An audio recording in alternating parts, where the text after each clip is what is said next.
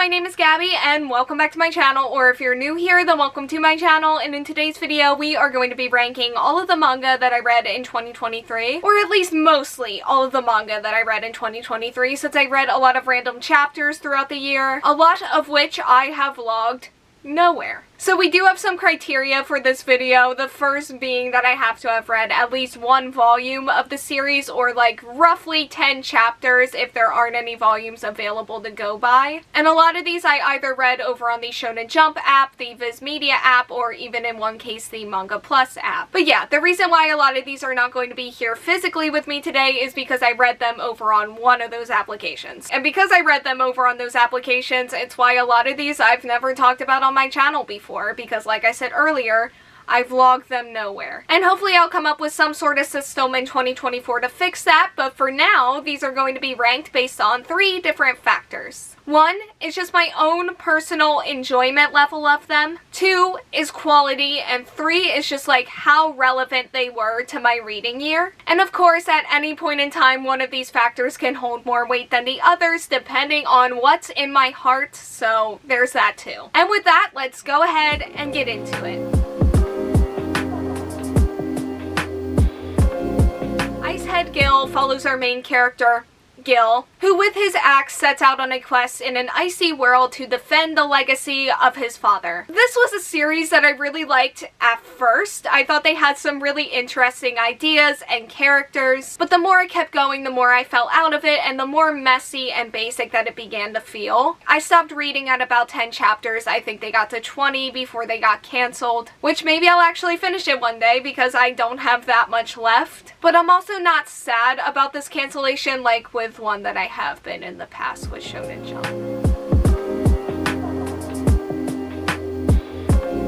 Kagurabachi follows our main character Chihiro, who is the son of a renowned swordsmith. We follow him as he sets out with the last of his father's magical swords on a quest for revenge against a villainous group. This is one that is still pretty new. I'm currently on chapter 14, which is only a couple of chapters behind at the time I'm filming this. But despite the short time that it's been out, it has made quite a name for itself, and I do have a lot of high hopes for it. I love the art style. I think the characters have a lot of potential, and it's pretty dark, but also not in a way that feels annoyingly edgy, at least right now. And it also has some good humor to balance it all out. I will say the storyline right now isn't my favorite, but it's still pretty good. And I feel like if given a chance in the future, this could have some really, really good content.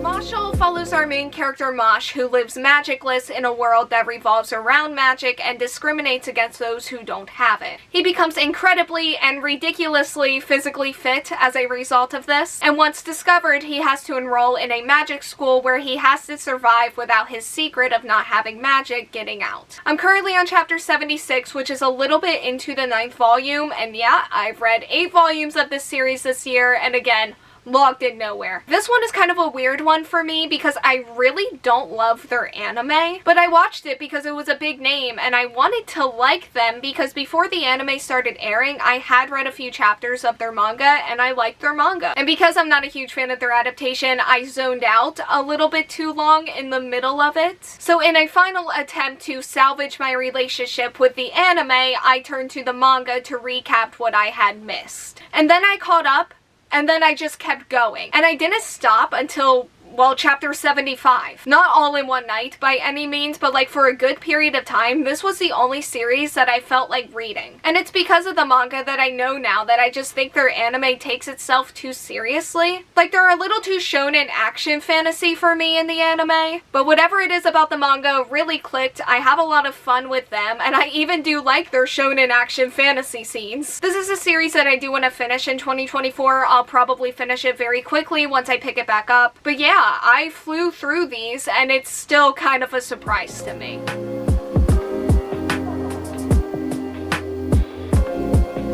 takes place after Japan was defeated in the 2018 World Cup, which is a defeat that leads the Football Association to gather 300 of Japan's best youth strikers to compete against one another in hopes that one of them will emerge as the key that Japan needs for victory. I've read the first 3 volumes of this series. I've read volume 2 and volume 3 in 2023, and this is another one that the anime had me nervous about, but it does again seem like the manga is working a lot better for me, especially in terms of the characters and the humor. Do I enjoy every second of it? No, there are still points where I'm either annoyed or just kind of cringing, but those moments are a lot less in the manga than they were in the anime, and I feel like I can kind of overlook them now because there is other stuff that I really like going on, which I'm very grateful for because I want to like this series, and right now I can say that I do, and I couldn't say that before.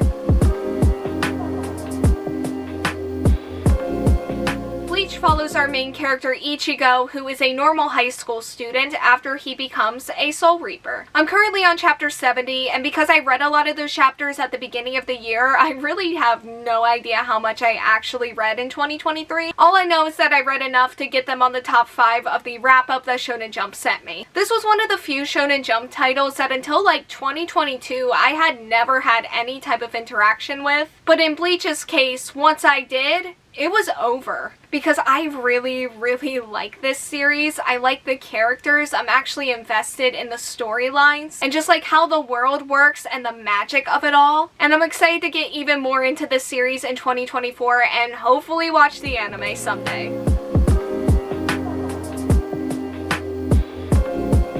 Slayer follows our main character Tanjiro, whose peaceful life is shattered after his entire family is slaughtered by a demon. This is an attack that also turns his little sister, who is the only survivor, into a demon. So he sets out to try to turn his little sister back to normal and also avenge his family. This was a series that I had planned and had hoped to catch up to before 2023 ended. That didn't happen. I started at volume 4 and ended like a little bit into volume 10. And this is actually a case where I do think that I like the anime more than the manga, because I was a little bit disappointed with the Mugen Train arc specifically in this format because I love that storyline in the anime, but the emotional impact of it really just didn't hit me as hard as it did the first time around. And I do think that Demon Slayer's manga can feel a little bit basic at times in a way that I don't feel with the anime, but like it's still Demon Slayer and I still like them, and it's been nice to revisit these storylines all over again. I constantly go back and forth when deciding whether or not I want to read further than where the anime is, and I think I do, but we'll see.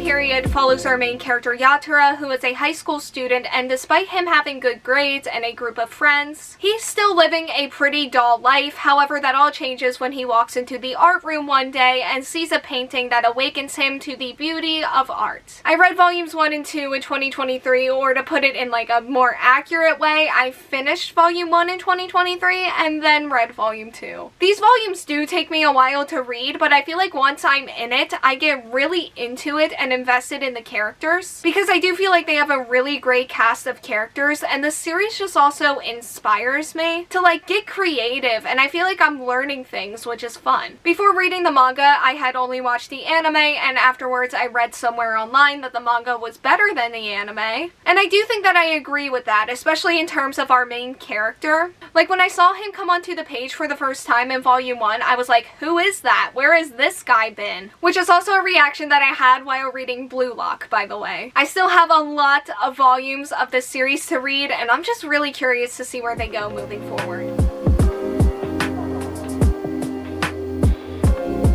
Akane-banashi follows our main character, Akane, who is diving into the Rakugo world to chase her dreams of becoming the highest rank that she can in the profession, and also avenge her father after he was expelled from the Rakugo world when she was younger. There's a lot of avenging the fathers in today's video. This is a series that I do try my best to keep up with as it's updating. I'm currently on chapter 91, which again, it's a couple of chapters behind, but I'm mostly there. And I usually end up binging about 3 chapters at once because keeping up weekly frankly is hard for me. I love this series though. I love our main character. I think they have some really fun side characters too, and everyone has really good chemistry. This is also the series that introduced me to Rakugo, which is cool, and I like the way that they've structured their story. It feels very familiar in like a sports manga type of way, and I do think that that really works for them. I will say when I'm not actively reading this series and I like let it sit for a while, I tend to forget things, and that mostly includes the characters because they do have a large cast, which did unfortunately happen a couple of times in 2023, and as much as I do really like binging them, I need to keep up better for sure. They deserve it. Psalm 100 follows our main character Akira, who just landed his dream job and all seems to be going really well for him, until he discovers the exploitive nature of his new workplace, and after 3 years he is unable to recognize himself and has lost all passion for life. However, that all changes when the zombie apocalypse breaks out and he realizes that that means that he doesn't have to go back to work anymore, and he sets out to complete his new bucket list of the 100 things that he wants to do before becoming a zombie. I read the equivalent of 2 manga volumes of this series before the anime came back from hiatus, and this is one that I don't need to think about whether or not I'm going to repass where the anime is, because I'm definitely going to. That's definitely happening. I already talked about this series in my favorite anime of 2023 video, and everything that I said in that video applies to the manga too. And this is just a really fun series that's also very stupid and also really inspiring at the same time, and I feel like they have a good fun balance of all of those things. And I also really love the characters. These first 2 volumes were very much like the beginning stages, still getting a lot of introductions into the series, but they still had some really enjoyable moments throughout them nonetheless.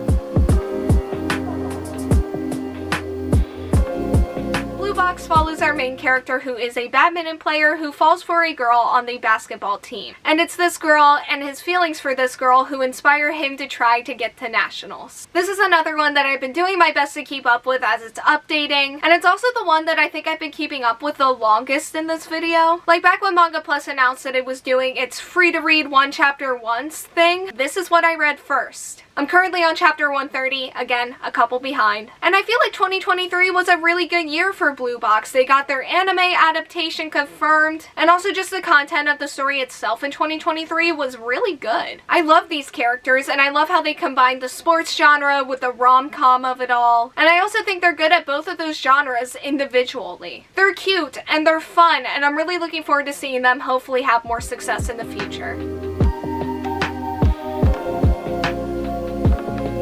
Haikyuu follows our main character Hinata, who wants to become the best volleyball player ever despite his shorter height. This is my comfort series, and by that I mean like one of my biggest comfort series ever. I read volumes 19 and 20 in 2023, which currently puts me at volume 21, and the highlights are for sure the comedy and the characters, but these 2 volumes were also really good in terms of volleyball. There was also amazing character growth, which I love that. It's one of my favorite series of all time, and I'll eventually finish this series. It will happen probably before the movies release on streaming, but for now, I'm happy to take my time with it.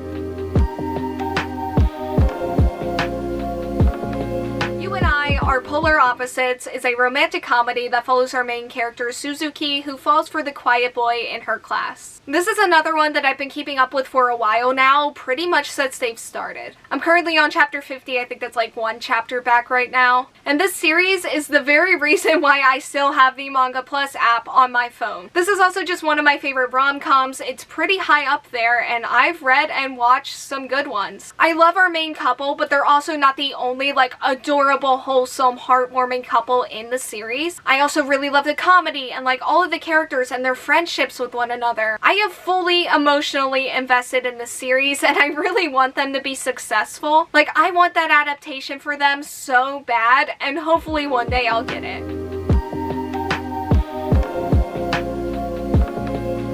Jujutsu Kaisen follows our main character, who is a high schooler named Yuji Itadori, who spends his days with the occult club at his high school and also visiting his hospitalized grandfather. However, he soon gets exposed to the world of curses when he unknowingly encounters a cursed item, of which he ends up swallowing. This item ends up being the finger of the king of curses, and with the newfound powers that the finger gives him, he is enrolled into the Tokyo Prefectural Jujutsu High School, where he begins his journey to becoming a Jujutsu Sorcerer. My plan was to use the manga as a recap of the earlier storylines before the second season of the anime started. Did that happen? No, of course it didn't. Which I know, I just need to catch up to the manga because I've only ever heard incredible things about it. And I've always really liked this series, but 2023 was the first year where it moved from really like into love. Like favorite of all time type of love, and what I read of the manga did really contribute to that. For a while, this was all that I felt like reading, and the manga just helped me get invested in the series all over again.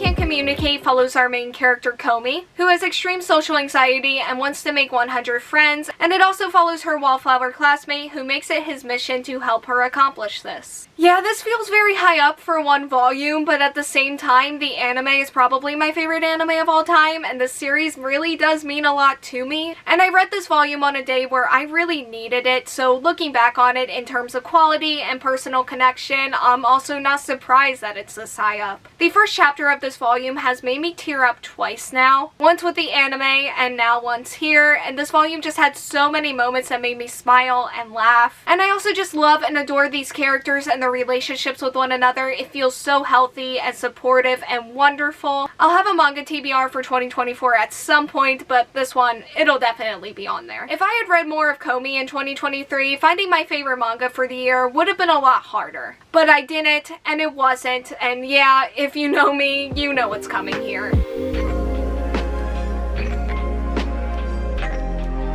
Skip and Loafer follows our main character Mitsumi, who comes from a small country town and is chasing her dreams in a large Tokyo high school, where she quickly discovers that the social norms of city high schoolers are more out of her element than she originally thought. I read all 8 volumes of this series in 2023, and it was also probably my biggest comfort series of the year. And like Komi, this series is just like top 3 of all time for me. There's just something about Skip and Loafer that feels so smart and so thoughtful in everything that it does, and the characters all feel so human and relatable and inspiring, and the comedy is also super charming. But the series also does know how to get serious and dive into like character growth stuff too. It has taken me on so many emotional roller coasters, like it fully has my heart. And I feel like there are so many more compliments that I could give this series and that I have given them in other videos where I've talked about Skip and Loafer, including the full review that I did after I caught up to it. And if there's a manga series, if there's an anime series, if there is a series in general that dominated my 2023, in all of those categories that I mentioned at the beginning of this video and more, it's this one. And it's not very close. Okay, so that is all that I have for today's video. Thank you all so much for watching. Like, comment, subscribe, hit the bell, and answer the question that'll be around here if you want to do that. And hopefully I will see you here next time. Bye.